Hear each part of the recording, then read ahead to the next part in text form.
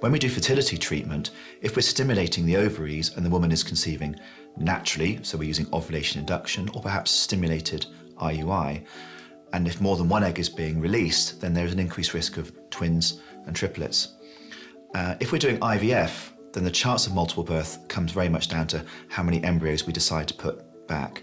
And in most women nowadays, really the aim is to put a single embryo back. I was aware of the risks of putting 2 embryos back, both to your own health, because obviously you've got to carry 2 babies around, you need more time off work, you have to finish work sooner. I think there's more risks associated with pre-eclampsia, preterm delivery, and then the risk to the babies when they're born as well. So if babies are born very early, then they might have to be in the neonatal intensive care unit, they might not be able to breathe for themselves, and then they can have some complications ongoing in life because of that. If a woman conceives a multiple birth, whether naturally or with fertility treatment, the risks to the mother and the babies are significantly increased. Just as a rough guide, a woman with twins has about a 10 times increased risk of almost every bad outcome you can think of during a pregnancy.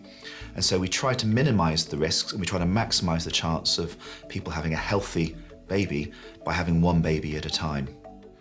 ESET stands for elective single embryo transfer. So if a patient has more than one embryo suitable for transfer, deciding to choose only one and freeze the remaining embryos, that's called elective single embryo transfer. It's good practice, it makes efficient use of the embryos, and it facilitates safe treatment and safe outcome. Clinics have focused more and more on ways of choosing the best embryo to go back.